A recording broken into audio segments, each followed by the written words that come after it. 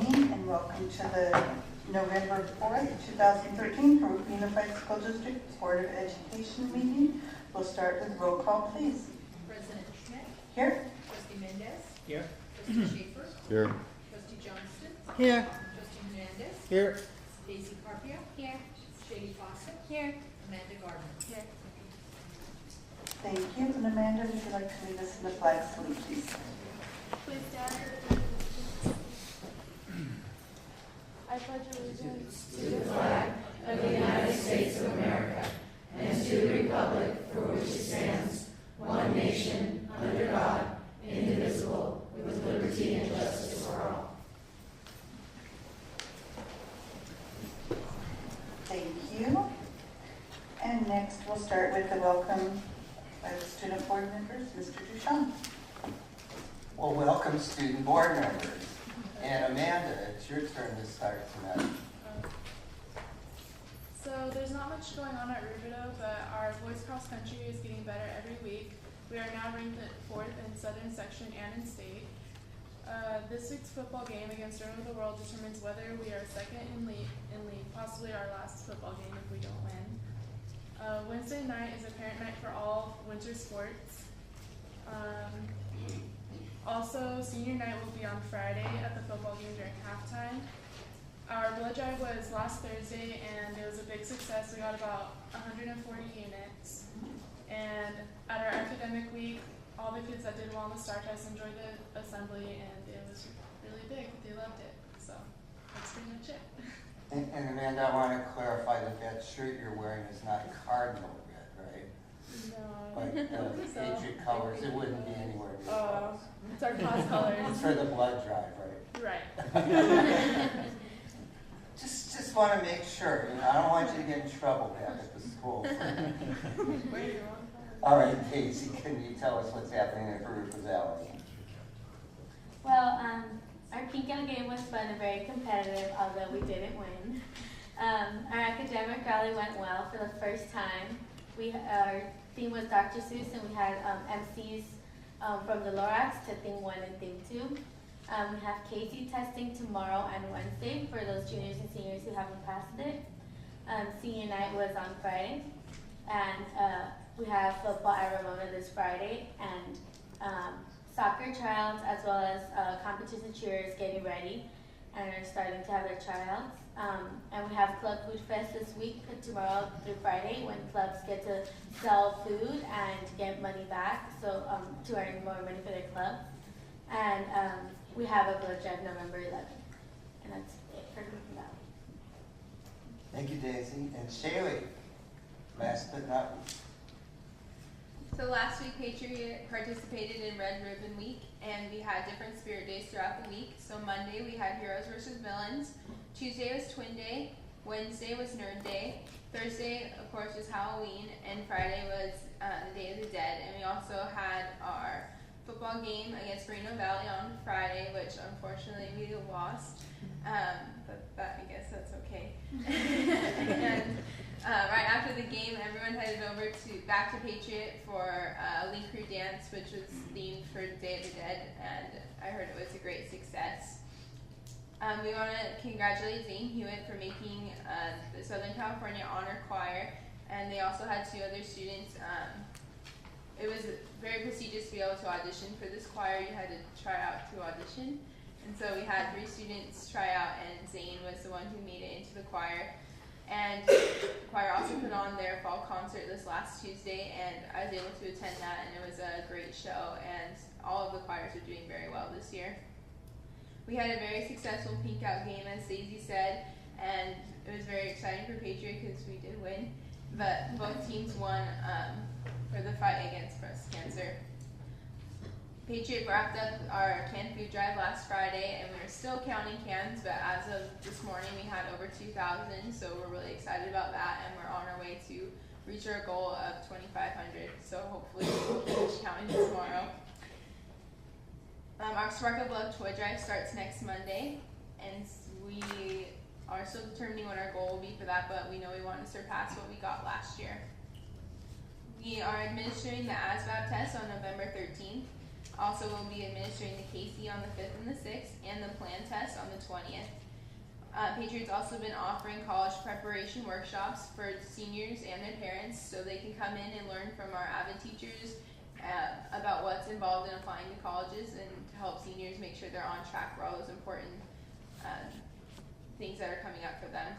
And we are still awaiting some results for league play as it's finishing up and wrapping up to the fall sports season, so we're anxious to see how that all turns out. And that's all that's happening at Patriot.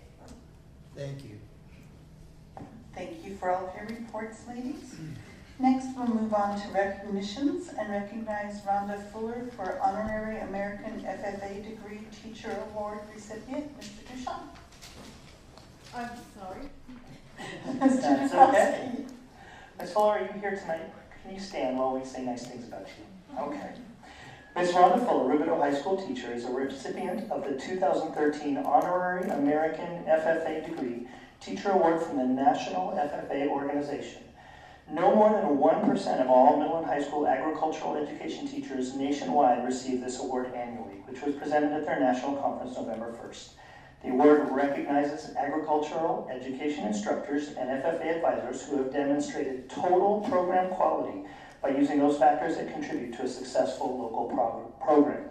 We would like to congratulate Ms. Fuller on a job very well done. Congratulations.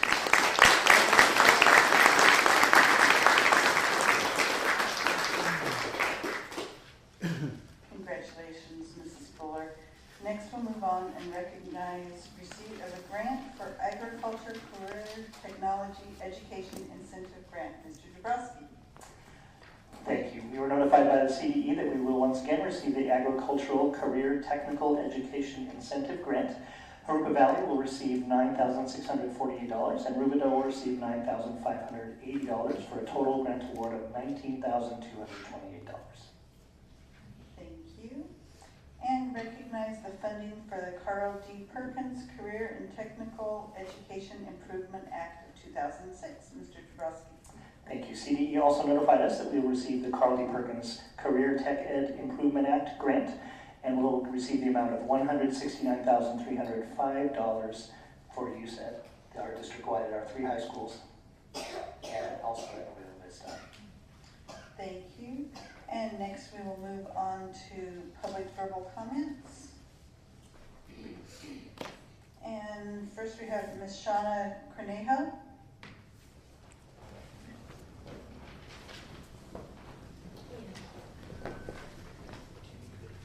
No, that'll be for Lauren. The next one, sir. I'm Shauna Cornejo. I teach in the district. I live in the district. I have children in the district. I'm everywhere.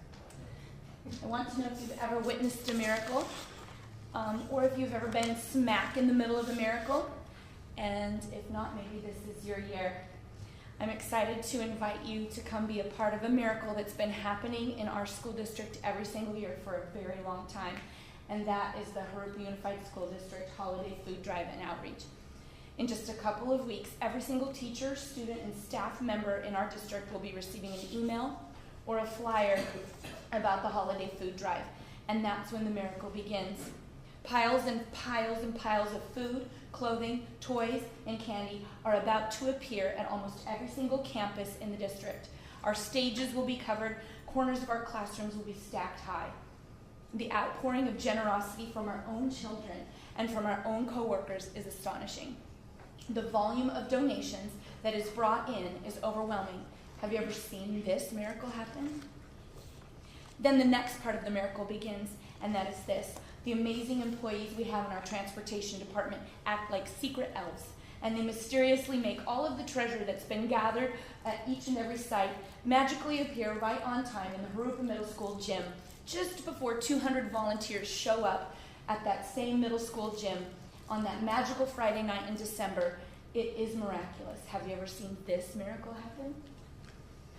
What looks like an unconquerable mountain of clothing and food and toys becomes an organized wonderland of shopping in just 4 short hours. It is miraculous. Have you seen that miracle happen? The very next morning, on a Saturday, when students and teachers and other volunteers from the community could be sleeping in or relaxing with their families, Another 100 to 200 JUSD employees and students and volunteers arrive to become a Christmas miracle for some family in Jurupa Unified School District. Each family that comes to be a recipient of the holiday food drive is escorted by student volunteers who help them carry all of their food, all of their presents, all of their clothing, and all of the other items that they've chosen. Other students gather around playing their musical instruments so that the halls are filled with Christmas carols. Other students are playing carnival games with children as they wait in line. Even Santa makes a guest appearance to visit with the littlest ones and pass out candy canes, and Santa's been known to then be handed letters that have been written to him. Have you seen this miracle happen? Every single year, our little committee of volunteers, we worry. We worry that there might not be enough food this year, or there might not be enough toys, there might not be enough stockings. It's hard times. Will people be able to donate? We worry that our volunteers aren't going to have enough dinner served to them by the community organizations that prepare for them. We worry that there won't be enough snacks on Saturday to keep our volunteers hydrated or energized while they're helping these families. And every year we watch a miracle because it all comes through. Have you seen this miracle? This year I'm asking two things. Will you come? Will you come be part of the miracle? Will you come and help set it up and help watch families be the recipient of these outpourings of generosity? And then the second thing, will you consider donating personally, not collectively, personally? Will you make a donation of food or clothing or toys or candy or time? Will you come be part of that miracle? This event is so much bigger than the sum of its parts. It's miraculous. Have you seen it? Thank you. Next, Mr. Thompson.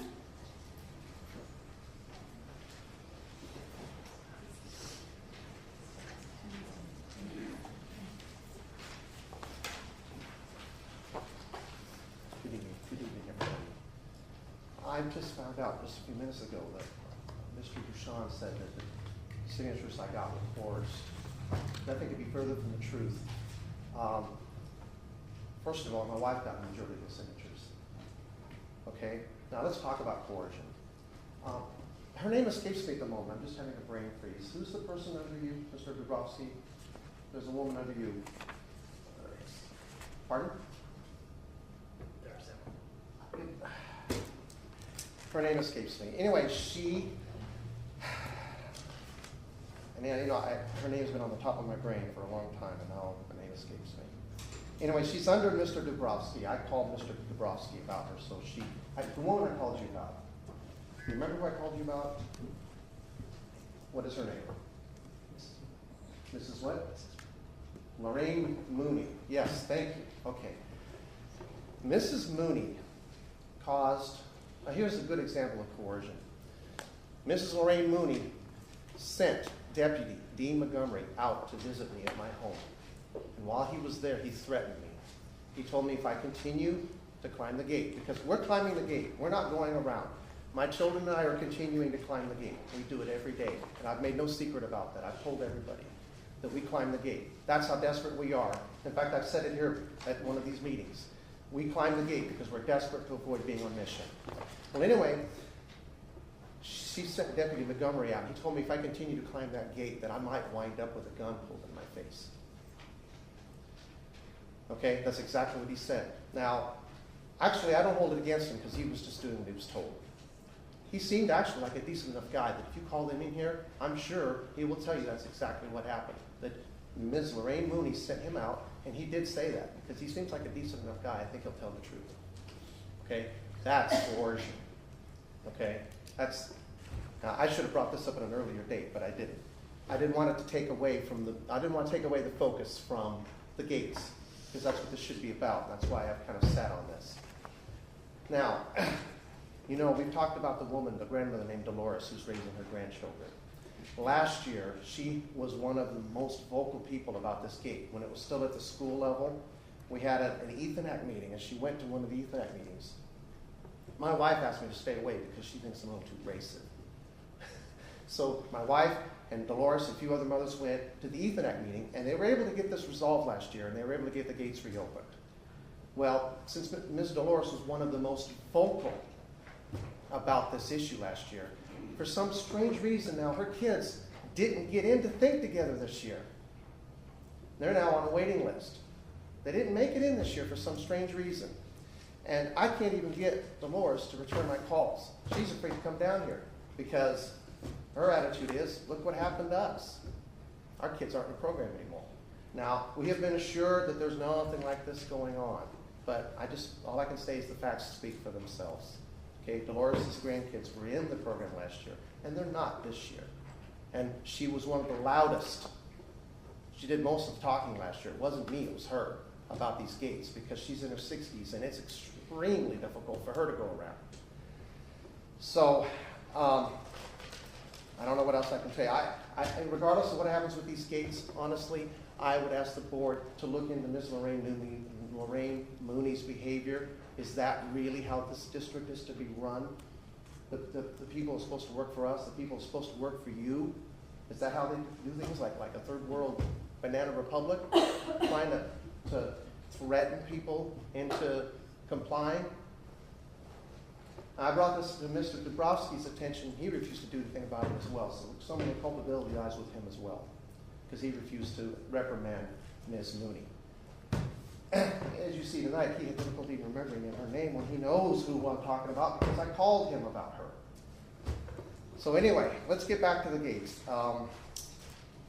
With all due respect, Mr. Schaefer, they let us have the children at 5:30, not at 5. So I would just ask that you amend your note to say 5:30 to 6:30 instead of 5 to 6, because they don't let us have them until 5:30. Actually, technically 5:35. Mr. Thompson, excuse me, you have 30 seconds. Okay. I want to emphasize again, this thing about coercion couldn't be farther from the truth. The majority of those signatures my wife got. Okay, she's 5'2". She's here. She's and pregnant. I think my case for coercion is a little more substantial. About the gates, I'm having a difficult time understanding the logic and the reasoning. Excuse me, Mr. Thompson. Okay, that's it. You would wrap up your Okay. Okay, thank you. Thank you all. Thank you. Mrs. Thompson? I'm going to yield my time to you, please. Thank you. Thank you. Some of this I've already said, but I want to reemphasize it because I really don't get the logic behind this. At 2:30 to 3:30, the gates are open to let the children out. Some children stay behind. They stay in the after-school program. Those children need to be protected. But yet the gates are open anyways to let the other kids out, the ones that leave at 2:30 to 3:30.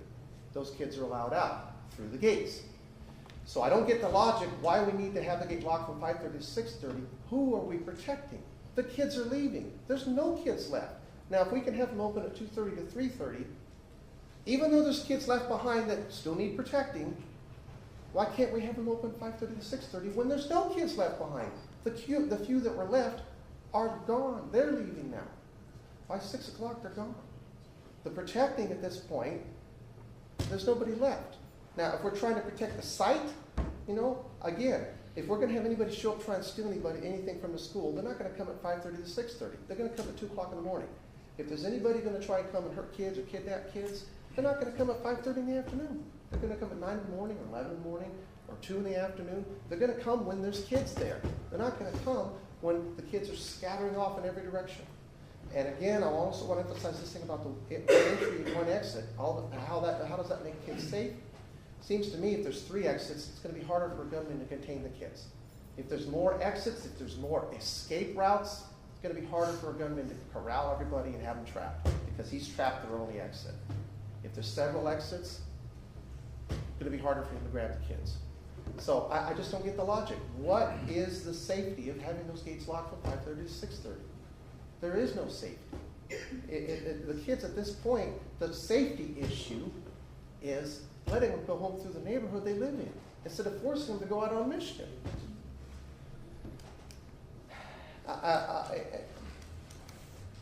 I just don't get the logic. I don't get the logic. If we're trying to, most of the faculty's gone by 5:30.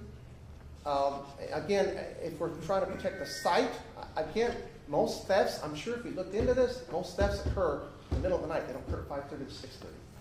So I just, I don't get the logic. Let me look at my list here for a moment real quick. Also, if the argument's being made that there needs to be somebody stationed there at that gate, well, there's nobody stationed there from 2:30 to 3:30. So I would submit that, while we would like to have somebody stationed there, we don't need it. If that's an issue that's causing this to be an issue, it's a non-issue. There's nobody manning it from 2:30 to 3:30.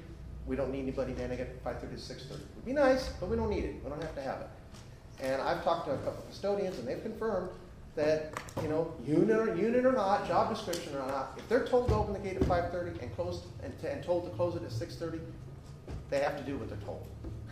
It's not that hard. They open it at 5:30, they close it at 6:30. And they would have to do it. And again, I'm sorry if I don't mean to, come off, this is why my wife asked me to stay away from the Ethan activity, because I might come off as being over it. I'm just emotional. I'm part Italian. Can't help it. Just my makeup. I'm just emotional. I don't mean to come off as being abrasive. I'm not that way. Is there any doubts, anything that I haven't addressed? Are you allowed to talk to me at all? Can you say anything? Ask me a question? We'll be discussing this. Okay. So hopefully, am I on 7 time? What's my time? You have 1 minute left. 1 minute. Okay, let me look at my list because I'm sure that unless we get wife, we get Dolores, we got Miss Mooney, Miss Lorraine Mooney. Please let's don't forget that name. I almost forgot it. Miss Lorraine. Is it Lorraine? Ms. Mooney. Let's call her Ms. Mooney. Okay. She sent Officer Dean Montgomery out, and he threatened. Honest to God, those are exact words. If you keep doing that, you might find a gun pulled in your face. Those were his exact words. And I'll take a lie detector test. I'll take a sworn oath to that effect. It was exactly what he said. He said it more than once. Okay? That's probably why I'm having a hard time getting parents to show up, because of what happened to Dolores. Okay? Now, I would also ask that all of you get a copy of that list, and you call parents for yourself, and you find out for yourself what the attitude of these parents are, not just take one person's word for it. Okay? I left a copy with somebody's got it, the 3 pages. Okay? I would ask that you guys call the parents and find out for yourselves if there was any coercion. Find out, get your own opinion, where these parents' heads are at. A lot of them are scared to show up. I think the coercion is the opposite direction. Okay? All right. Thank you. Again, thank you all. I really appreciate your folks, the 4 of you. I really do. Because you seem like your heart's really in the right place. Okay. Thank you. Thank you. Thank you, Mr. Thompson. Ms. Rowland.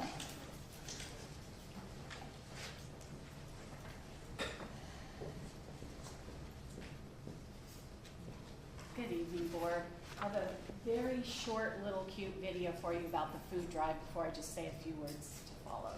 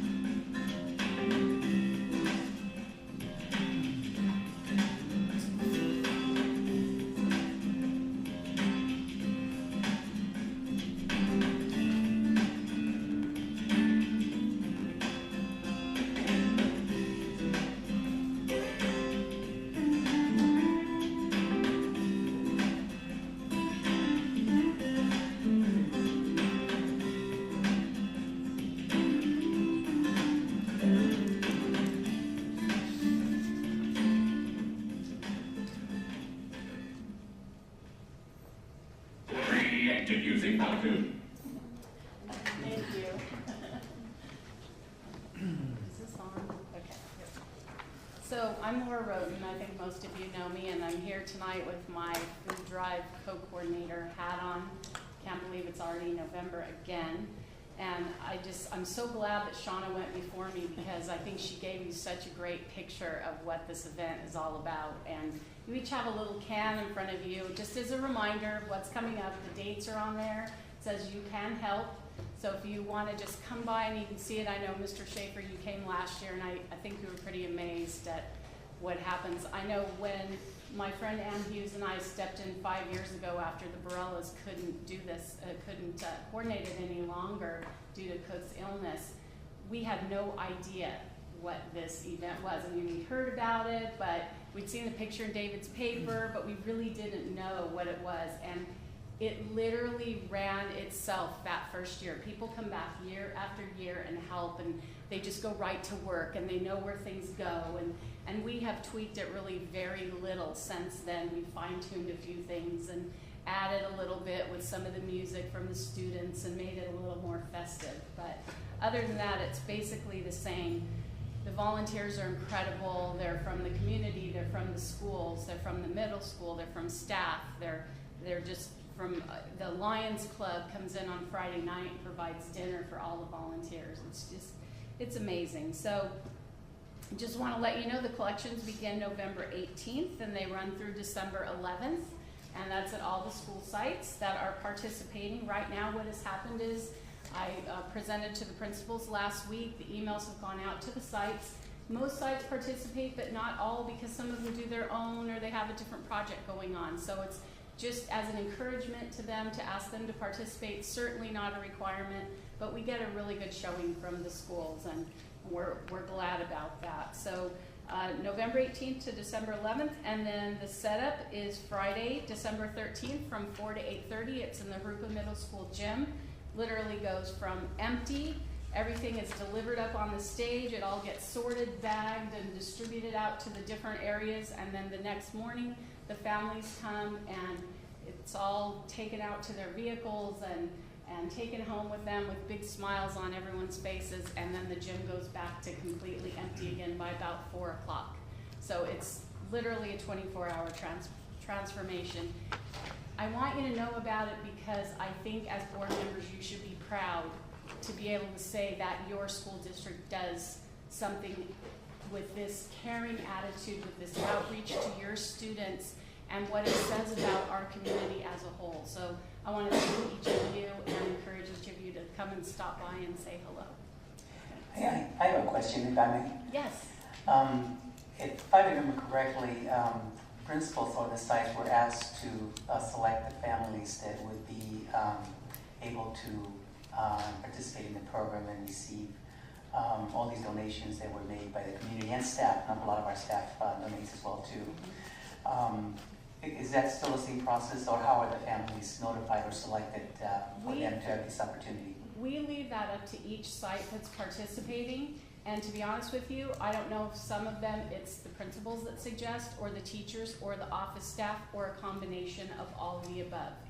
When they call and ask to participate that year, just kind of based on past years, I drop off X amount of applications to them, or they go now actually through interdistrict mail. I used to drop them off at each site, but and then if they call for more, then we take more applications. So there's not like a set number. It's not exactly, you know, you can only get this. We feel like the staff at each site knows best which families would, you know, really be benefiting from it, and it seems to work every year. So Thank you, it has. I've seen the process work over the years, so yeah. thank you. So, okay, thank you. Thank you. And next we'll move on to administrative reports and written communications. And report on the transition to Common Core state standards. Mr. Dabrowski. Thank you. Tonight I'm going to talk about a new acronym, which is CalMAP. When we spoke at the last board meeting, we talked about the passage of AB 484, which eliminated the CST testing and created in its place a new testing system, starting with a pilot test this year, which they named MAP, Measure of Academic Performance and Progress. Now they're calling it CalMAP, California Measure of Academic Performance and Progress. So get used to that acronym, CalMAP. We'll be hearing it a lot. But I want to talk about the test this year and how we're going to make it happen from a technology standpoint. What we're being asked to do is that all of our students in grades 3 through 8 and grade 11 will take a pilot test that will be aligned to the Common Core standards, called CalMAP, that will be done on a computer, and our students will take either language arts or math, and we've not yet been informed which of our students will take which subject, but we've been told that we'll hear as soon as the next few weeks which of our students in which grades and which schools will take either language arts or math. But it'll be just the one subject. So as we looked at our technology on our campuses, and our assessment division went to meet with other districts who gave the pilot test last year, and as you remember, a couple of our elementary schools also participated in that pilot test, and looked at the practices and how that was handled. We started determining what would be the best way. What do we need to have from an equipment perspective to pull it off? And as you know, we've bought quite a few, maybe 1,400 computers that have been going into elementary classrooms this year. But those are 6-unit stationary systems that would be 6 in a classroom. And one of the things we heard from those districts where they used those type of setups in classrooms to use the pilot was, as we might expect, that just didn't work. So having 6 students with headphones in the classroom trying to take this important test while 28 students participated in a lesson just wasn't a successful way. So we came to the realization that we have instructional computer needs, which those computers in the classrooms are best suited for, but we're also going to have assessment computer needs, which won't be filled by the instructional computers that are in classrooms. So we have a plan, and our plan is that we're planning to purchase 40 laptops at each site that will be part of a mobile sort of computer lab, if you will. 40 laptops and some additional wireless access to make sure that we have enough wireless density to use those 40 laptops for the test. And each site will then have a room, a lab, where students will be able to take that assessment. And the way we determined that that would fill the need is we looked at the window of testing, which is March 18th until the end of the year, which would be 10 weeks of instruction. We took off the last week and the first week to really kind of, we don't want to be testing the last week of school, but you know what I mean.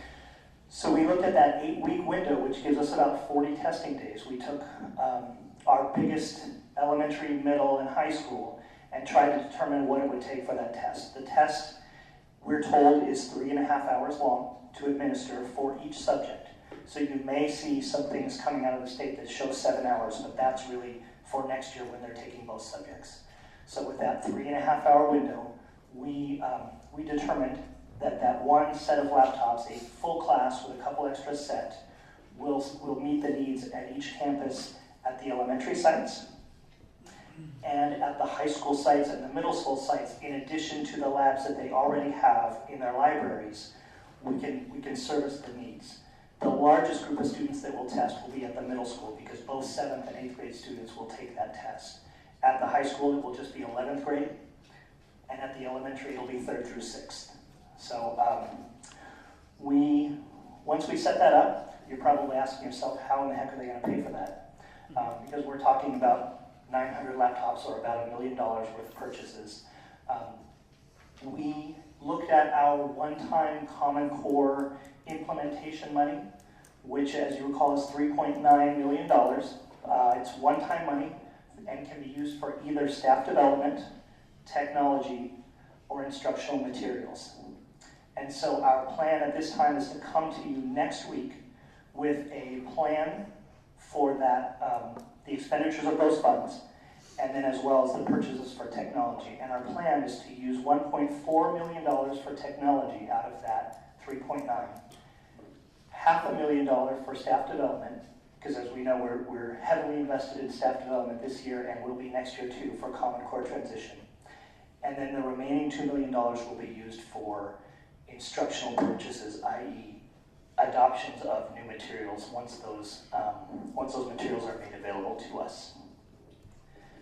We don't believe that will be enough, but we hear encouraging things from the state that there may be another round or even maybe a third round of one-time Common Core money that may be made available to districts for this implementation, because I think the word around all districts is that, that one-time amount just isn't really going to do it for everybody. So, we will be back with you at the next board meeting with a plan for that. And our plan is we want to get these laptops into the classrooms or into the lab as quickly as we can. So we're going to bring that purchase order to you at the next board meeting along with that expenditure plan. We've spoken with our technology department, and they've can work out with the publisher, the producer of the laptops, to go ahead and image them by the time we receive them, so that we can get them to the schools quickly once we receive the laptops.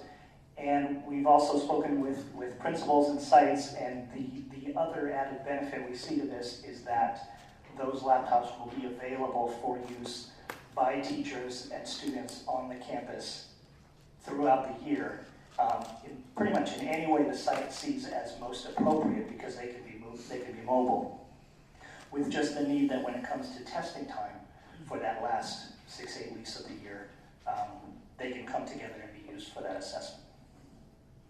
So that is my Common Core update today.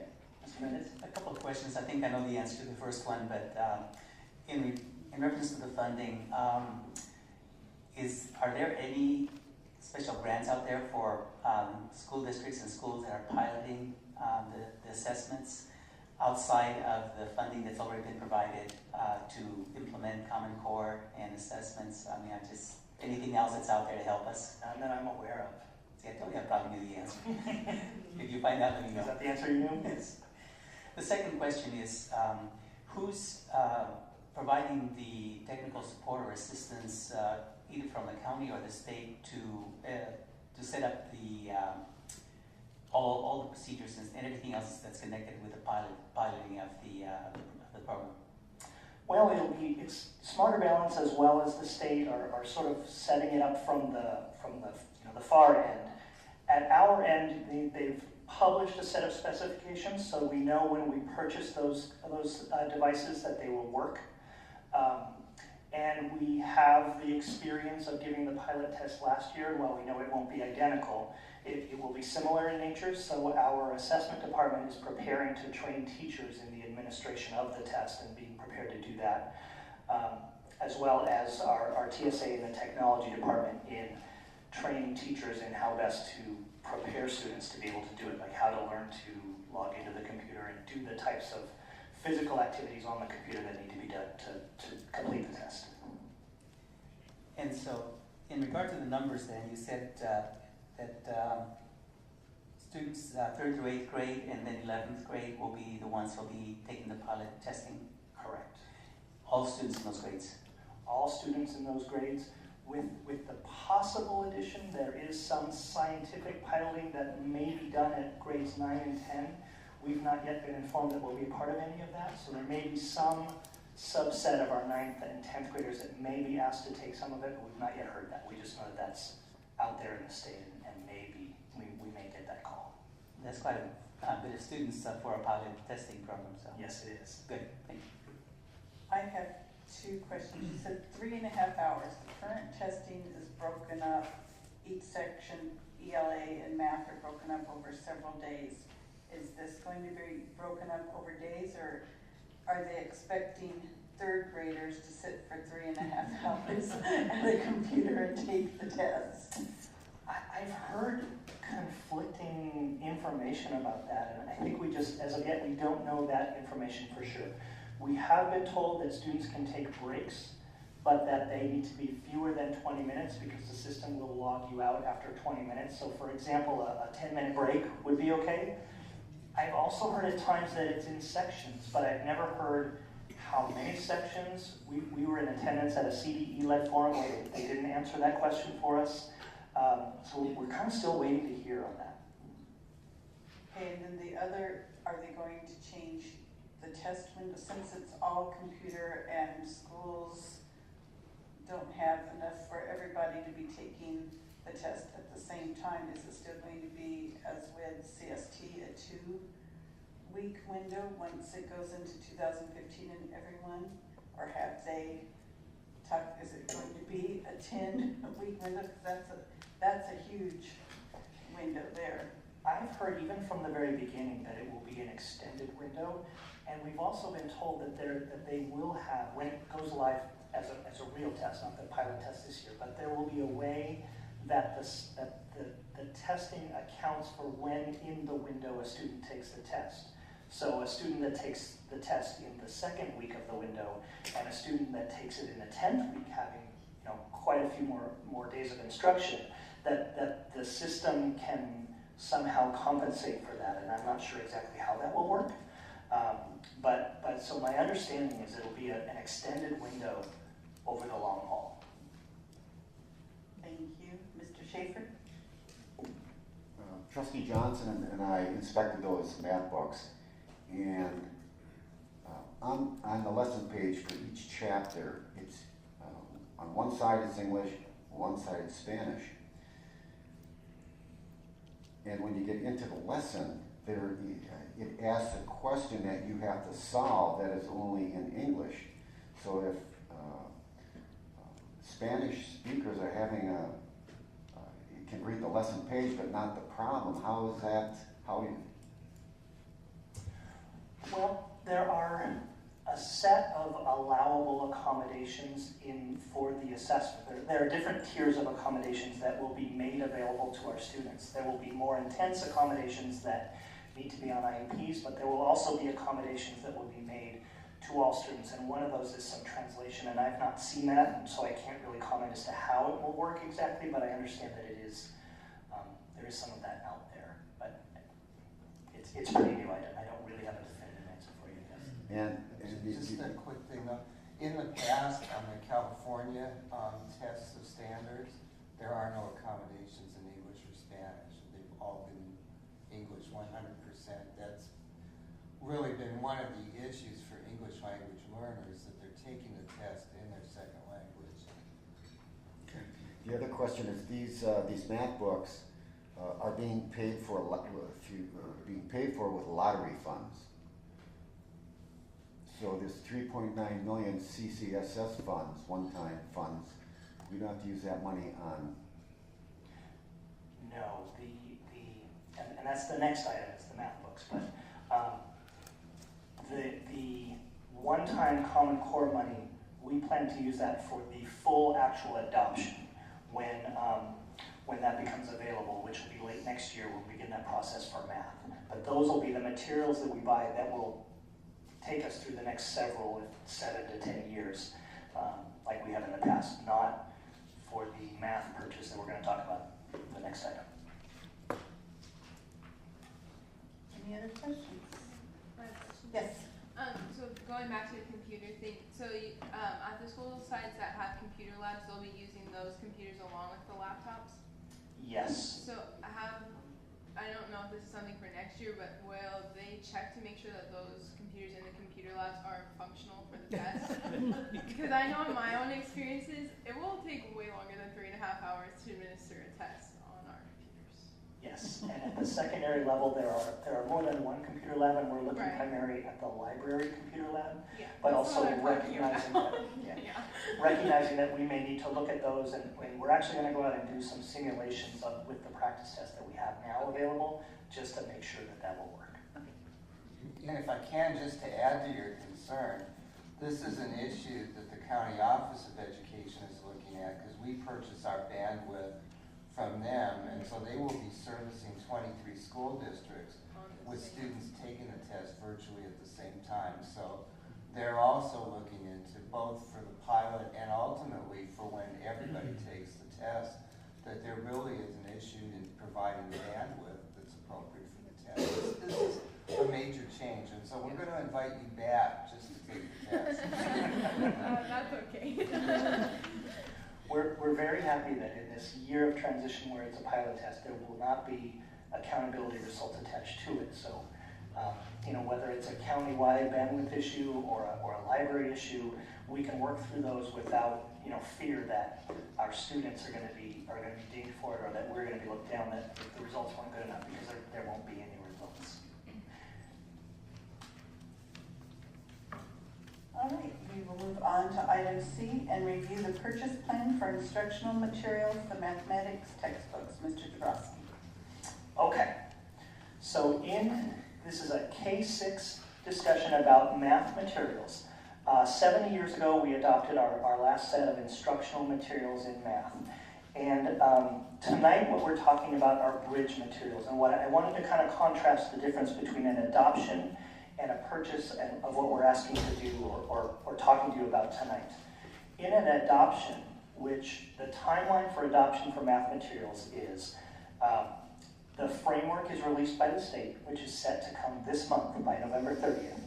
Then, after the framework is released, the state releases a list of approved adoptable materials, and that is set to come sometime between January and March. I've seen both dates on the CDE web page.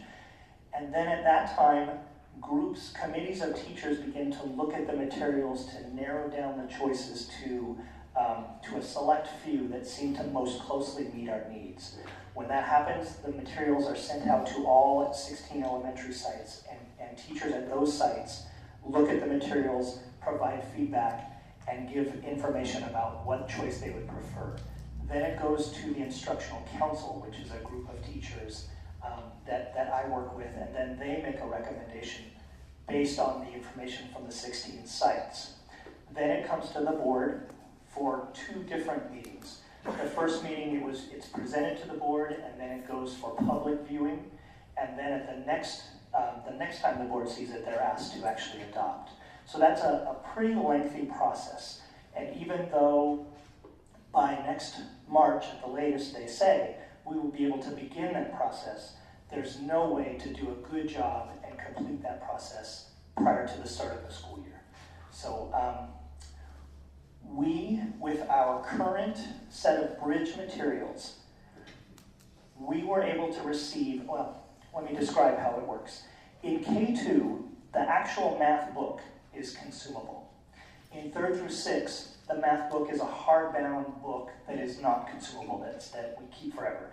And the practice book, which is what the students might take home to do their work or do some work in class, is consumable.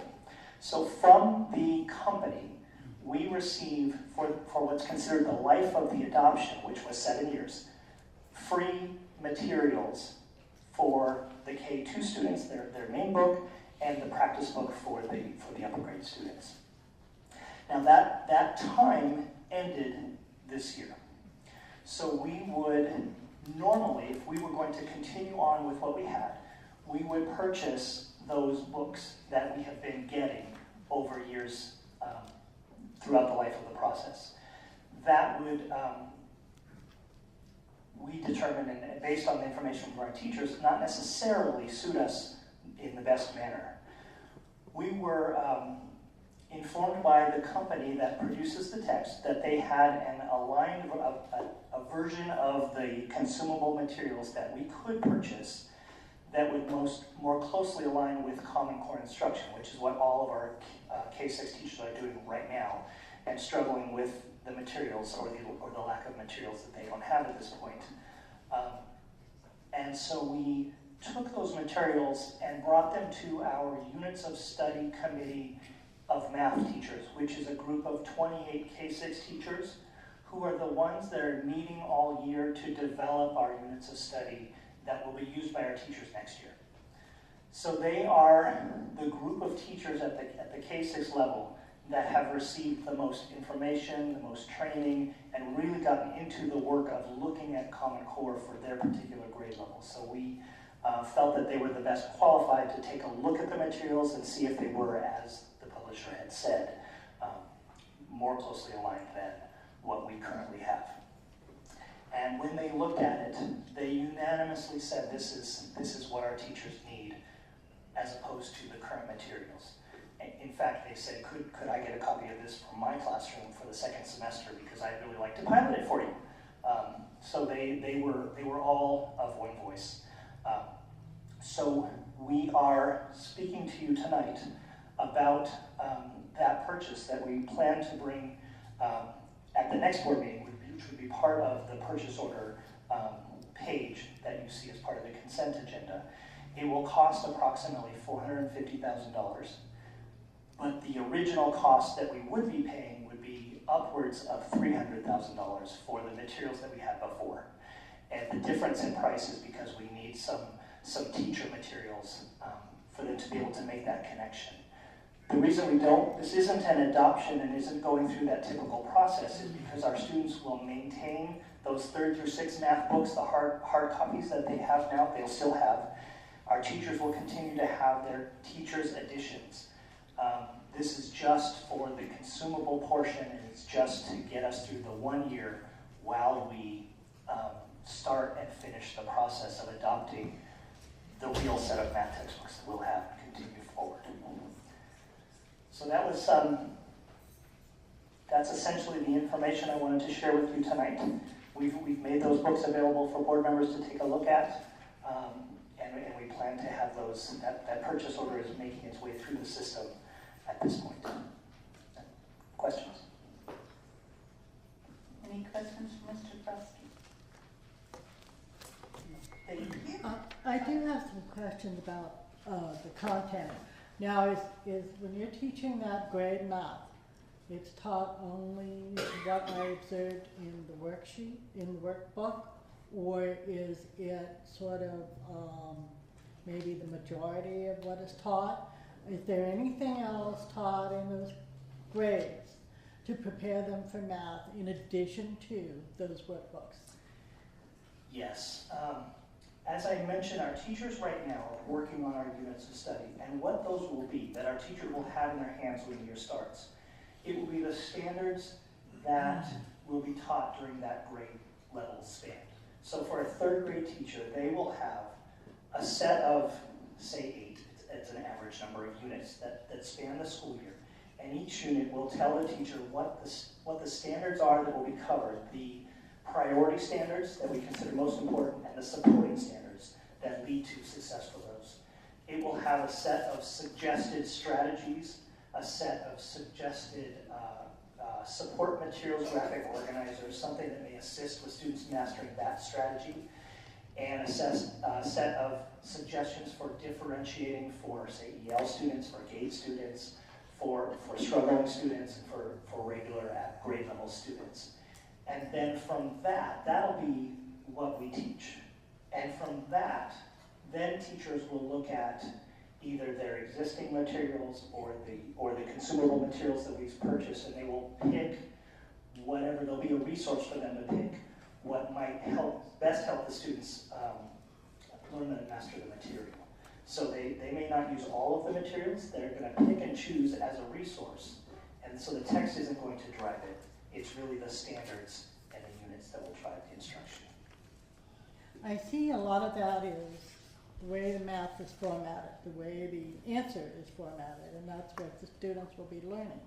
Well, I remember basic math in elementary school, which in later years was termed business math, which is really arithmetic. Arithmetic from, the addition, subtraction, multiplication. Once you learn to multiply, you can learn to divide. When you do long division, or you do some, you also learn to make change, learning with coins. I did see a section on learning with coins, identifying coins and their value. I couldn't read every page, but I wanted to make sure that the kids are going to be able to apply what they learn to adding a column of numbers. If you go to the dry cleaners and they're going to give you a receipt with listing every item and what they charge for it, and you're going to be able to add that up, should be able to add it up right there and see if you've been charged properly. When you learn multiplication, you need to memorize your tables so that you can do long division. So those things are the things that to me are foundation that you have to have, and you have to know that. The format of a lot of those problems was pushing you toward an algebraic formula. I'm not sure that that's absolutely necessary in learning how to add and subtract, but it does teach them the formula, the parentheses, the more than signs and the less than signs, and they get accustomed to seeing that. But when those kids get to the 6th grade, are they still going to be able to add, subtract, multiply, divide, do out, and jump to algebra? I think they're going to be much better able to do that than they have in the past.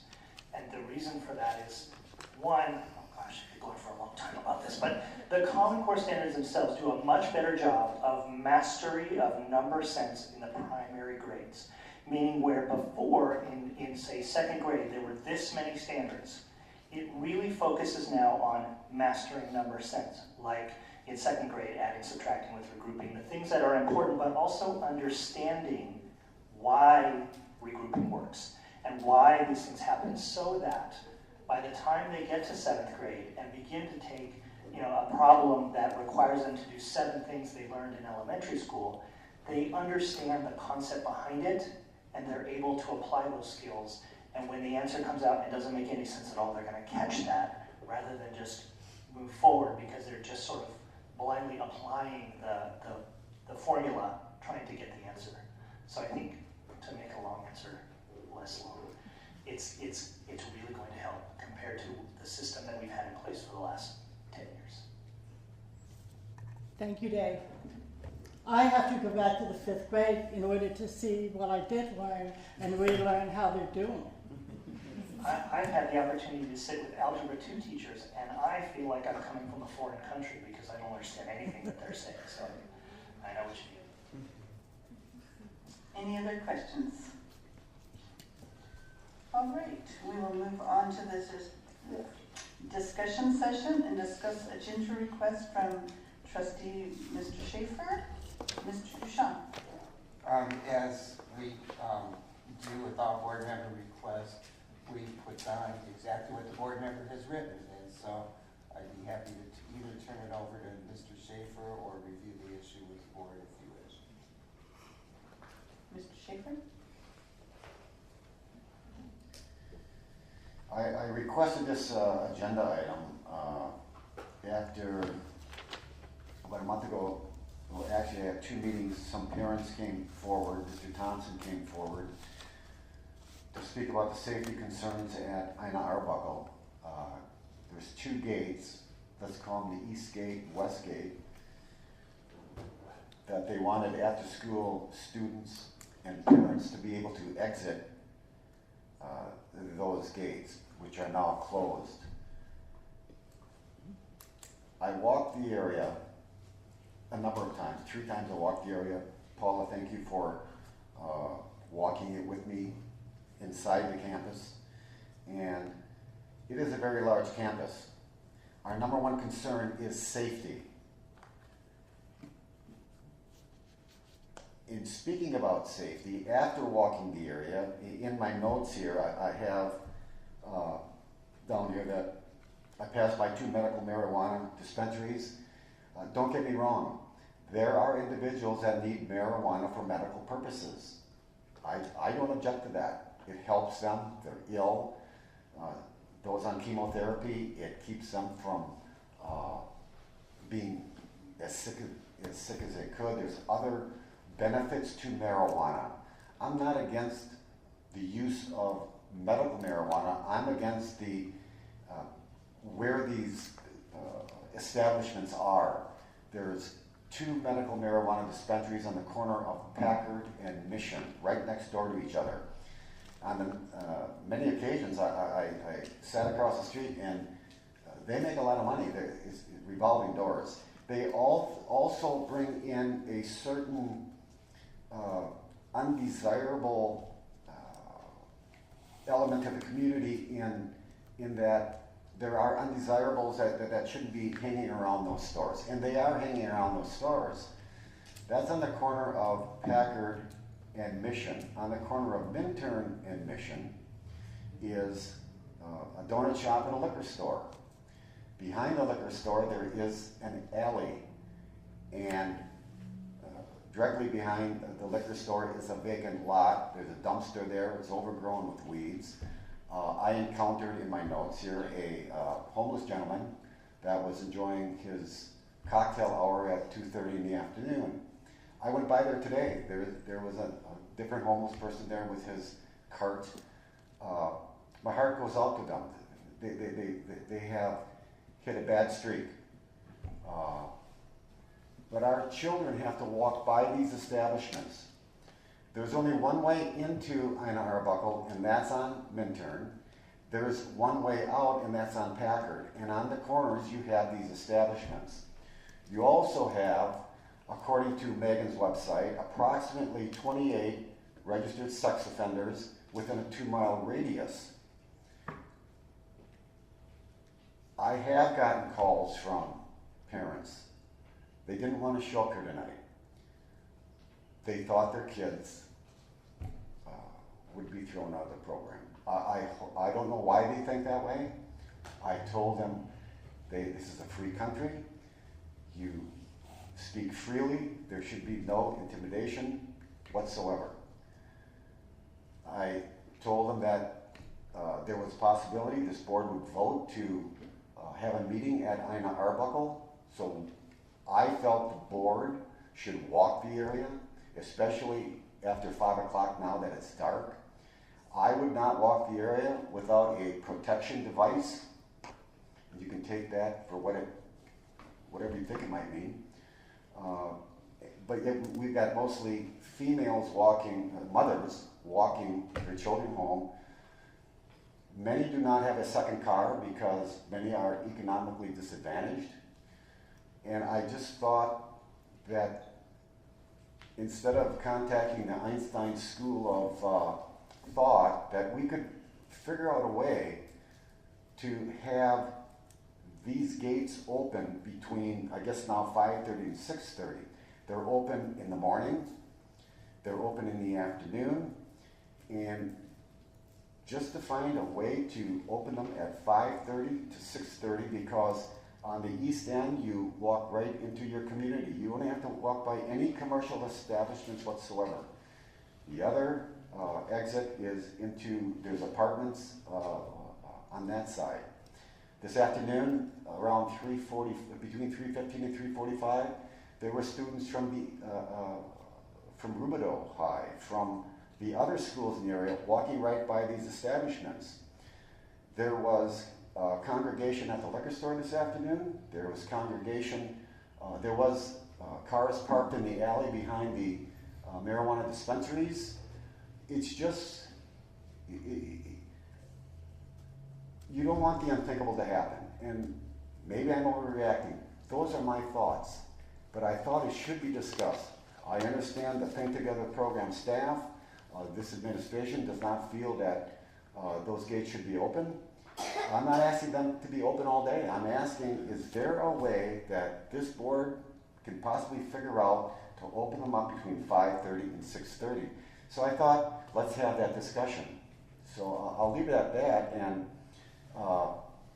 it's up to the board if they want to vote to meet at Ina Arbuckle at the next meeting or whenever possible to walk the area. Maybe they have already walked the area, but I'd like to hear what they have to say. And the city of Jurupa Valley has sent out notices for these marijuana dispensaries to close down, because the Supreme Court has backed cities in the fact that they can use zoning laws to prohibit them from being in the city, but they're still there. It seems everyone is impotent on what to do, but as a board, I think we need this discussion. How do we make sure our students are safe? So I'd like to really hear what the students have to say, also student board members, really. So whatever goes on, goes on. Okay, so what you're asking, we have two questions then. First is if we want to move the Tuesday, November 12th board meeting to Ina Arbuckle, and at some point either before closed session or have closed session early and then walk the routes, and to put this on the agenda for that that board meeting or another board meeting, correct? Or if we have this discussion and the board agrees to something, Well, we can't. we can't solve it. This right? isn't, Okay. no, we All have right. to, this is to put it on the agenda, so the next meeting Okay. would be the agenda item, so we can have, meet there, vote to meet there, or not meet there, and then a vote to put it on the agenda or not the agenda for next Okay. meeting, or whatever meeting you would like to do. So just a point of information, Think Together is in the cafeteria till 6:30, so that you would have to have your board meeting start after 6:30 at the school site, if you were gonna have an open space. Okay, then my suggestion would be that we have, because we could move things around, we have a study session before closed session next week. So if everybody would, not next week, but on the 12th, and that was set to start at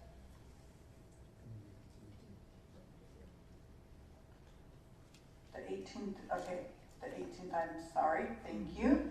I've got, so November 18th, the study sessions to start at 3:30. 4 o'clock? 4 to 5, okay.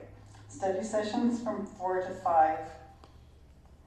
And then closed session would be from 5 to 6. And then board meeting from 6 on. If everybody was available, we could start the study session at 3:30 and do just a 45-minute study session. Drive over as a group, walk it, and then come back and do closed session and board meeting back here. I'm just throwing that out. The reason that the meeting was, I felt should be held there, I think the community, going to the community to hear what they have to say, it would be easier for them to attend the meeting. They're picking their children up, they can just come to the meeting, because a lot of them, during our meetings now, are picking their kids up at school, getting them fed, waiting for dad to get home, and it's hard for them to attend these meetings. I thought if we could go to the neighborhood, allow them to just walk maybe through the back gate to the board meeting. I thought they'd be more comfortable going to a board meeting at INA. That was my thought. Okay, I understand that. Then, I have a possible solution. Could you motion? excuse me, For a moment, please? your floor, you have not been, thank you. I have a possible solution, though. Thank Okay. you. So then, in order to get the microphones and everything set up, so it would be without microphones. We would have the recording that we can't get into the room until 6:30.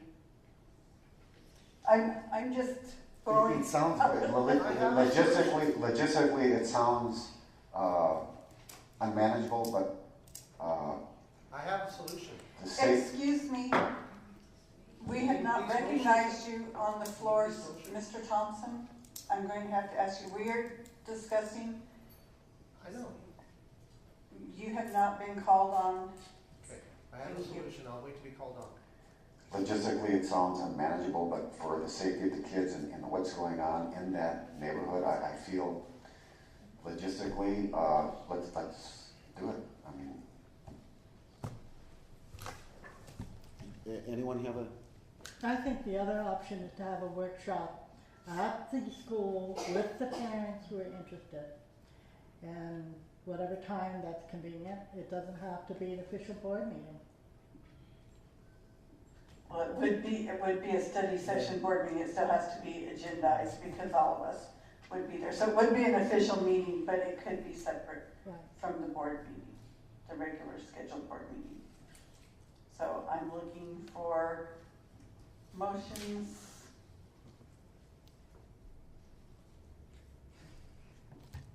May I make a statement? Yes, Mr. Duchamp. This board, obviously, you rely very much on staff. And I just want you to know that decision regarding that gate doesn't come from one staff member. It doesn't really come from me. It comes from the school site principal. It comes from the Think Together staff who are there with the children on the site during that time. It comes from your director of maintenance and operations and your assistant director of maintenance and operations. This district staff went in a direction last year to secure every school in the district.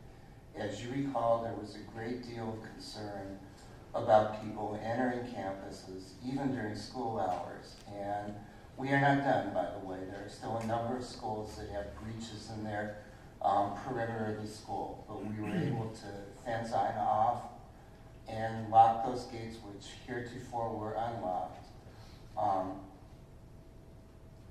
I just want you to know that all of those people involved in this decision are every bit as concerned about the children in the neighborhood of Ina Arbuckle. And if myself or anybody else thought those children were being endangered by those gates being closed, we would open them. The concern is to keep traffic off of the campus. You have other options. You could hire guards, which we have not done at any school. Those guards would not know who had authority. Think Together is a very controlled environment. There are about 100 children in the program.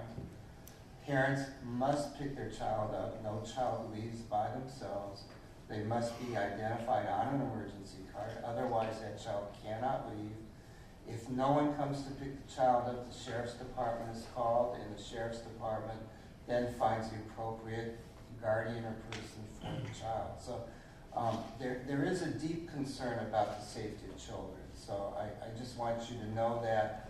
And it's not that the safety of children is not a critical issue, but this has become a very big issue about two gates that have been closed to protect kids. If I may add some comments to the conversation. As Mr. Schaefer stated, safety of our students is always a number one concern for all of us. And I think that's why we have given this a lot of thought and consideration. And even we have a legal obligation as a district, as a board, as staff, to ensure the safety of our students, all of our students, and all of our schools during school hours, to and from school, and even during school-sponsored events such as the Think Together program. And so we have a legal obligation as well as a moral obligation to ensure the safety of our students. For that, we have policies and procedures in place that mirror and follow the legal requirements and obligations that we have to ensure the safety of our staff and our students in this district. In this case, my understanding is that those policies are being followed and those policies are being implemented, meaning that the child is not just let go once they're released from the program where the supervision of the staff is, but the parent must be there to sign them out and take them home.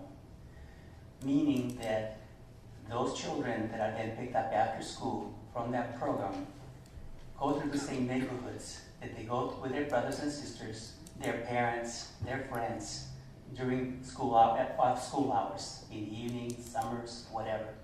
That community is their community. If they will go to Stater Brothers with their parents or by themselves to do an errand for their parents, it's just down the street from the liquor store, right down the street from the marijuana dispensaries. And this community has pretty much been that way since my wife was there, I don't know, 7, 8 years ago. My wife was principal at that site for 10 years, so we know the community. Our boys, during the times that my wife was principal at the site for those 10 years, they were little. They were between the ages of 3, 5, 10 years old. And we would attend evening programs at the site. My wife sometimes would stay there after school, after all the staff and everything was done, to close down the school at 8, 9, 10 o'clock at night. it's the same community, hasn't changed. The only thing that has been added is the marijuana dispensaries. Everything else in that community has been there for a long time. She would go make her visits in that community. It's the environment outside of the school is where the concern is. And I guess to me is, to what point do we extend ourselves to ensure the safety once students leave our campus? And the other question is that in speaking to the principal some time ago, one of the other reasons for maintaining those gates locked for the safety of the staff that still remained, they were very concerned for their safety as well too. So we have a balance here of the safety of the staff along with the safety of the students, in addition to everything else that I've already communicated. Now, when the concern came up before the board, as we follow procedures with every other concern that comes before the board, we direct that to staff for staff to follow up. It's the job's responsibility to follow up on those concerns and report back to the board, which they did. And as Mr. Bouchon indicated, it was in conjunction with discussing this with all the staff and the pros and cons and the situation and how best it could be resolved. And so he brought back a report to the board. And to me, that's still a staff's responsibility. We as board members have the responsibility to ensure that appropriate procedures and policies are being implemented, and that if there's anything beyond that, we can make recommendations. But I think that it's overstepping our obligations as a board to begin to interfere too much in the day-to-day operations of the staff. In the training that we've gone through, our governance through CSBA, they make it very clear in the governance team, meaning the administration along with board members, there's a distinction between the board's obligations and responsibilities and staff's. And it's up to us to hold staff accountable then for implementation of those policies and procedures, and not to really try to intervene too much in the daily operations and decision making that takes place. Otherwise, we get too bogged down in trying to run the smaller. I'm not minimizing the problem. I'm just saying that it really comes down to staff's responsibility to do this, and for us, the board, to hold them accountable to ensure that they have followed through with our expectations as a board. If we have additional concerns as a board or individual members, then we need to change the policy or provide direction for the staff to handle these situations, not on a one-to-one basis as they come, but for them to address them under more specific guidance than from the board if the board does not feel that they have gotten additional guidance and so forth. And I still like the idea that maybe at some point we can listen to the parents if they feel not comfortable coming here to us and listening to them or with the staff. But I think at some point we really have to recognize as a board that it's important for us to recognize and have trust in our staff to deal with these issues effectively. And if we don't, we hire some other staff. Thank you, Mr. Hernandez. Oh, thank you. That was a long one, Memo. Sorry. I appreciate everything you say, but I have to disagree with you. That neighborhood has changed. Yes. It has changed immensely from the time that I grew up and attended there, where the gates were open all the time, even during school hours. And to see how destructive individuals have been coming on campus, tearing up lunch tables, graffiti, and everything else. When the principal, and in fact I talked to the principal myself, I said, how is the campus doing now? And she explained that several years ago people were walking in and out, and at one time somebody came in and was carrying a gun. And I go like, you gotta be kidding me. And this is why the gates are closed, because of safety of our kids. Now grant you, the residents have every right to be heard, and maybe we need to go out there and hear them. And maybe there's some solution we can all come up with. But the thing is that our primary concern is the safety of the kids. And just the way this was brought up the last time, and I turned to Mr. Duchamp, and knowing my position as a policymaker, I just said, take care of it. Take care of it. And basically, this is what he's hired for, to take care of these problems. Now he's evaluated on the way he takes care of it. And we can say, oh, come on, Elliot, you got to do this, you got to do. But he is competent. He has all the information he needs. But I think the thing is, we need to hear the parents. We really need to go out there and hear the parents. And I would be in favor of having a board meeting out there. And the board meetings used to start at 7 o'clock. And it won't be so hard to start at 7 o'clock one time. And give those citizens out there an opportunity, those individuals that don't have cars, those individuals that are single parents, to be able to go to, but the gate's going to be locked, and they're going to have to come through the front. And that's the thing we have to talk about, is that how do we resolve this problem? There doesn't need to be such a conflict that we can't get along and do the things that need to be done for these children. You know, the marijuana dispensaries, you know, to me, that's a hard thing. When you have cars parked out there, and a lot of the people that I know in the neighborhood that I've known for years go there to get their miracle marijuana now, when they used to just buy it from a street vendor. And, you know, it's hard to look at those things. And they're within 500 feet of the school. I think that's about where the principal said that's how far it was. And that was one of her concerns, is that I said, maybe we need to get the city more involved in developing an ordinance to get those guys out of there. Or at least an ordinance, hey, you got to be at least 1,000 feet away from the school. But those are the problems that we need to look at. We can't take care of the problems that are out in the community, but we can strive to take care and the safety of our kids. And I think Mr. Duchamp's strive to do that. He tries to do the best he possibly can. But in the same token, we need to take time and listen to the residents and make ourselves accessible to them, and not have a meeting here all the time, but let's go down and see what's happening. Because if there's parents that are being intimidated, if individuals are being threatened, and this is one of my concerns, is that people say these things, and I want a full report on it. I want to know who's not being allowed to be in a program because their parents spoke up or their guardian spoke up. That's not right. You know, and that burns me. So I think, you know, when people make those kind of accusations, I want to make sure we take care of them. But as far as the job that has been done, it's the competent job of our superintendent, and he's done it. Now, if we want to listen to the rest of the citizens out there, and we take more things, and we sit down and brainstorm with our superintendent, say, hey, maybe we need to look at something, other way to try to resolve this. Maybe we need to open the gates for 30 minutes. Just that little short time, just to let them out, let them in, because they're gone. This weekend I had the opportunity to have breakfast with some friends out there, and we talked about that. They have approximately 9 kids.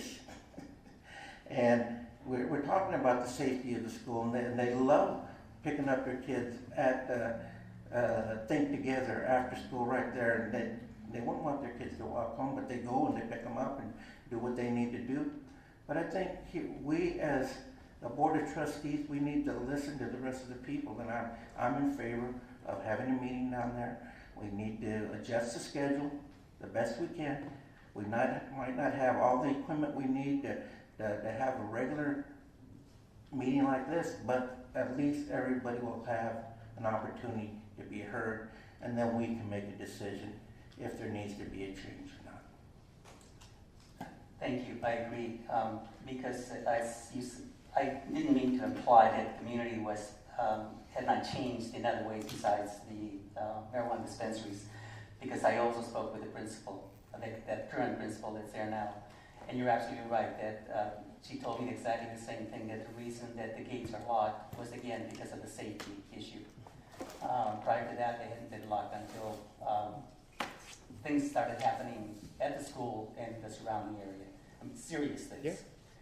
And I also agree that, yes, we do need to be accessible to listen to the public, and I'm agreeable to being, to meeting there and arranging our schedule to hear from the community, absolutely.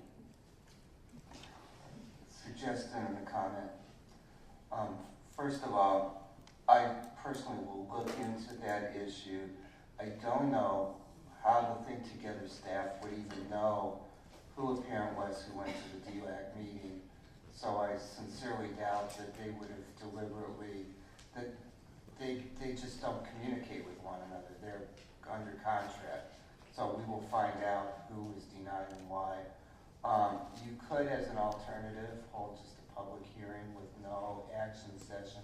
And I would suggest, if you're concerned about safety and people walking at night, you do it in the afternoon, like 3:30 in the library. That way it would not interfere with Think Together. You could have it prior to either your next meeting or a meeting afterwards. Allow parents to come and address you. And we certainly will hear, but again, staff would again come back with a recommendation as to whether that gate would be open. Again, we're as concerned about the kids on the campus, but I think that way, rather than having a full board meeting there, you could listen to whomever wanted to come. You don't have to take any action at that meeting. You could adjourn that public session back to here, just have it as a separate meeting, and we would have to look into how we schedule it. It would be a special meeting, I guess. Yeah, special. If I may. Mr. Schick? As far as the staff, we have a very professional staff. They work very hard, and 99 times out of 100, we take their advice. When this issue came up, I drive Mission Boulevard 3, 4, 5, 6 times a month.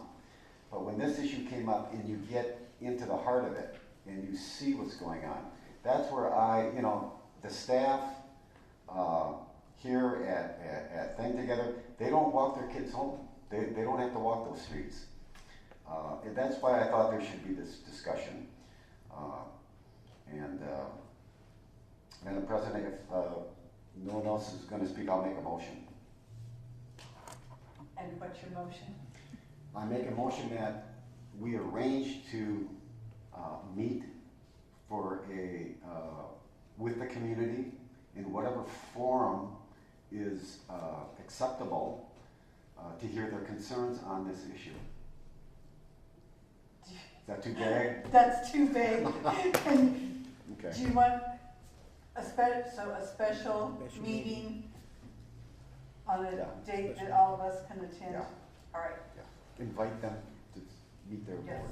Yeah. We'll make sure that it's publicized at the school and the other places that it usually is. So I have a motion ready.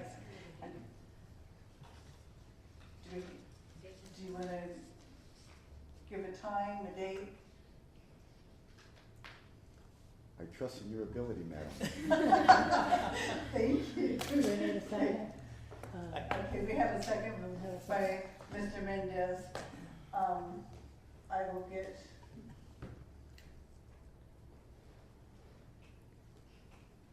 I have a calendar, so does everybody else have a calendar that they could? Okay, I will email each board member tonight with some dates, either the week of the 18th. We have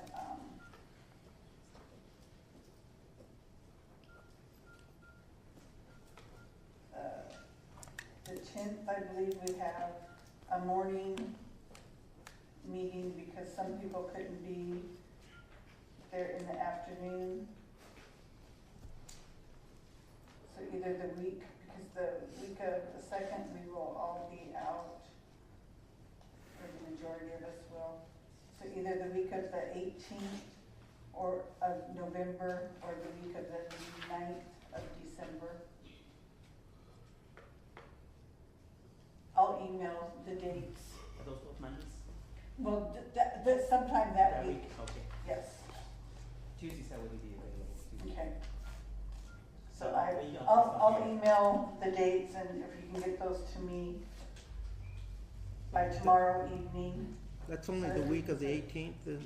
The week of November 18th or the week of December 9th. What's the matter with the 11th? The week of the 11th?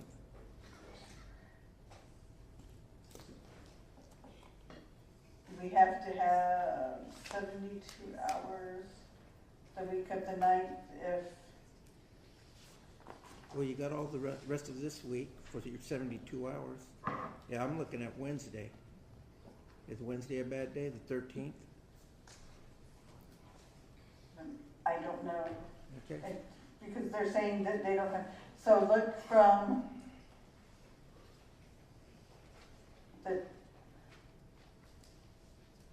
the 12th,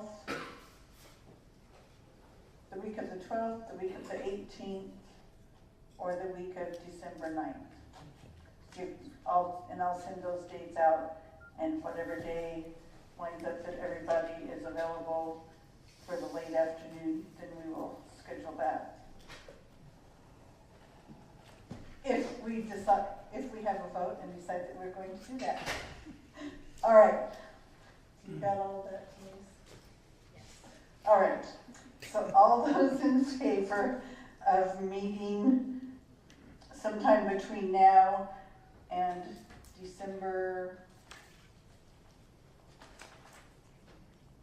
13th to hold a public session or an open, a special need session at Ina Arbuckle, say aye. Aye. Opposed? Motion passes 5-0.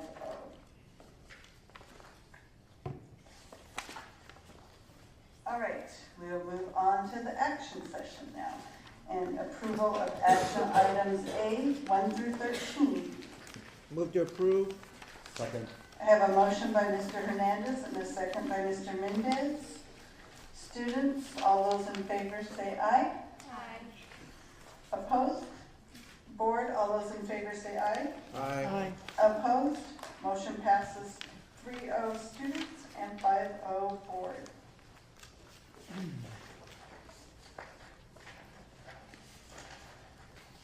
Item B, authorization to solicit bids for E-rate year 17, which is 2014-2015, priority 1 and priority 2 projects. Make a motion to approve. Second. Have a motion by Mr. Schaefer and a second by Mr. Hernandez. Any questions or comments? Students, all those in favor say aye. Aye. Board, all those in favor say aye. Aye. Opposed? Motion passes 2-0 students, 5-0 board. Item C, approve nomination of parent representatives to the Riverside County SELPA Community Advisory Committee, CAC. Mr. Dabrowski. I make a motion to approve and to send a letter to each one of these ladies, thanking them. Okay, have a motion. Second. Have a second by Mr. Mendez. Any questions or comments? Student board, all those in favor say aye. Aye. Opposed? Board, all those in favor say aye. Aye. Opposed? Motion passes 2-0 students, 5-0 board. Item D, approve purchase of desktop computers for Jurupa Valley High School. Move for approval with a question. Motion by Mr. Mendez. Second. And a second by Mr. Hernandez. Mr. Mendez.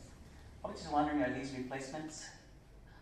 These are to replace computers that do not work with the Read 180 program. Thank you. So, and there's 14 of these units.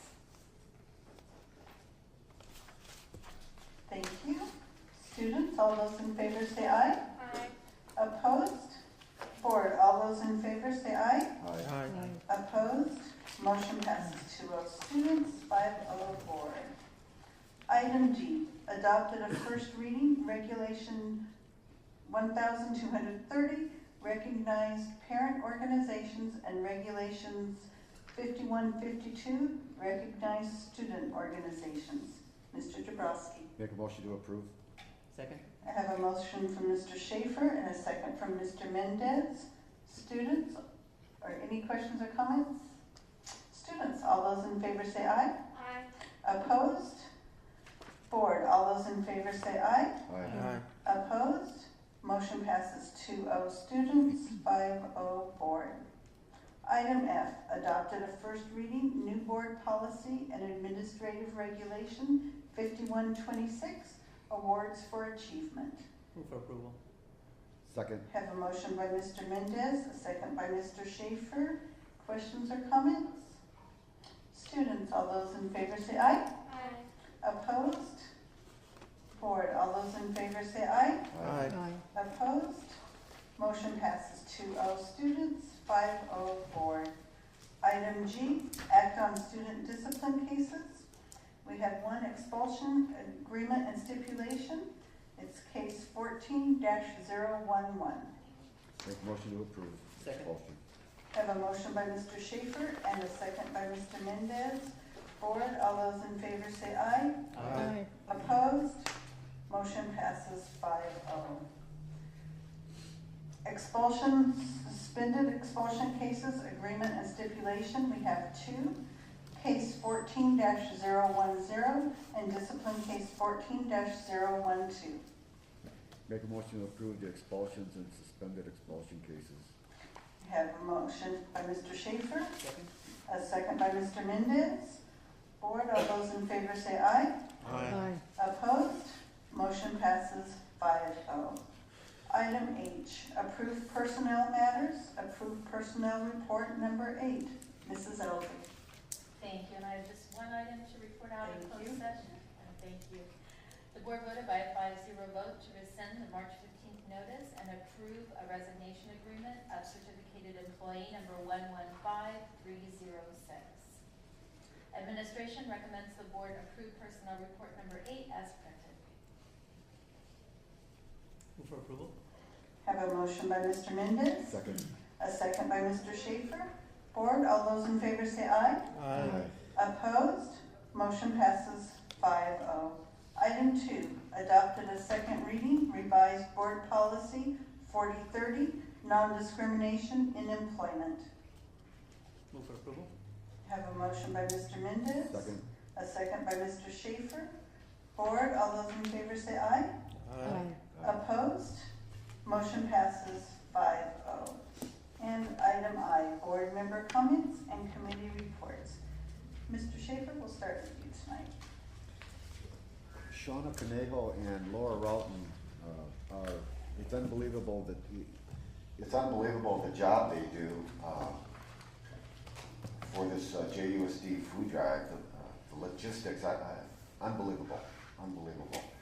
Also, the committee that I'm on, the Facilities and Technology Committee, we visited 3 more schools, and I must give maintenance kudos for the way our campuses look. They do an amazing job with the small amount of funds that we have, so kudos to them. Thank you. Mrs. Johnston. In reference to the Arbuckle issue, we have here, I think, Lieutenant Pemberton from the Sheriff Department, and if the board members would like to either hear from him or speak with him after in regard to the security and law enforcement issues in that area. Also, Mayor Pro Tem Frank Johnston is here. He can talk to you about the city ordinances.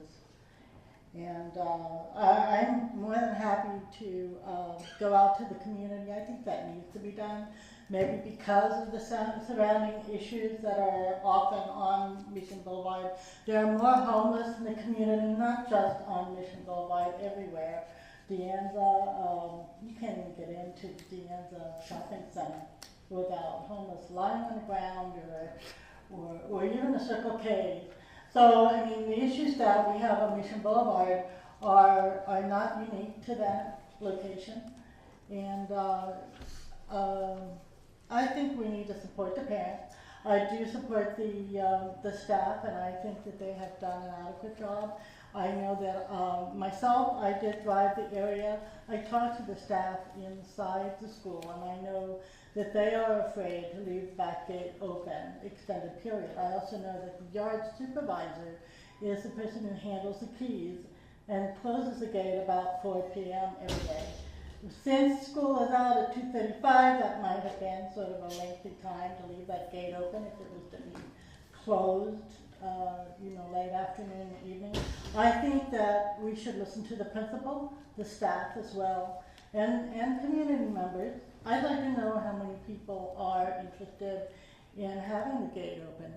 But my personal feeling is I don't believe the gate should be left open for extended period. It would have to be monitored. That means staff have to be there. And I do believe that the supervisor who handles the keys is gone at 4:30. She's gone. So it would be up to the principal then how he handles that. That's my 2 cents. Thank you. Mr. Hernandez. Yeah, I got 5 cents. Well, first of all, I want to thank staff for all that they do, because they do an excellent job. Even though I don't agree with them all the time, I think one of the things this week I had an opportunity to do some material, and one of the comments was made to me that we're not in a business, and I always look at education being a business aspect. We produce a product by providing a safe environment, by providing the tools that these young people need to function in the world after they leave, because we want them to pay taxes. That way I can retire and go on and be happy. We want everyone to be sick, but this is a business, and I'm sorry to say that's the way I'm going to see it from now on. And I guess I have a very strong feeling for that, because if we're not a business, then we're losing millions of dollars when these kids are transferring out of our district, and we're not providing the services that they need, or the parents think that they're not getting. We've got to be salesmen. We've got to impress that, hey, we're doing the best job we can, and this is what's happening. So we are a business. And I have to keep saying that because I was told that we were not. But with that, again, staff, excellent job. I've had the opportunity to visit several schools. The committee that I'm on is meeting again tomorrow. And then I'm on another committee this week doing something else. So the school district keeps me busy. But thank you for all that you guys do. Thank you. Thank you. Mr. Mendez. In addition to adding my appreciation and thanks to the staff for the work that they do every day, not just on one particular issue, I also would like to extend the same appreciation to our board. I think that the training that we've gone through has really helped us to, I know that one of the last sessions where we talked about the importance of really listening to the other person's point of view when there were items of difference of opinion. And I think that I know for me, even though I had gone through similar training in the past, always a reminder to keep an open mind in all of our discussions. And so I value the contributions that this board makes to those discussions, because definitely things need to be looked at from different perspectives. And the issues that we grapple with oftentimes are not easy, they're not black and white, and it's important that we do take the opportunity to listen to each other as we grapple with those. The second thing is that, yes, again, the work that goes behind the scenes through people like Ms. Ralton, Ms. Cornejo, and all the other volunteers, I mean hundreds of them literally that support the food drive for the district and have been doing it for so many years. And it actually has grown tremendously since its inception, and the sophistication of how it's organized and everything processed, as they said, it works like clockwork. It's truly amazing, truly an amazing feat. And so my appreciation goes to all those that are always involved in that program. And then also just congratulations to Ms. Fuller. I know that the commitment that she has given the district and to our students over the years, her dedication, and her recognition by the National FFA for her award definitely well deserved. So it's quite an honor for her and for our district. So thank you. Thank you. And I too want to congratulate Mrs. Fuller. I know that she left. She spends a lot of hours, as do the Jurupa FFA teachers, after hours, weekends, nights, 24 hours a day during the two fairs. And both schools do great jobs, and congratulations to her. Also, for the food drive, it is a great thing for our students and their families here, and I thank them for bringing that up to everyone's attention once again tonight. And I look forward to getting an email from all of you by tomorrow afternoon, or a phone call for that special one down at the end. And with that, we will close the meeting for tonight. Thank you all for coming.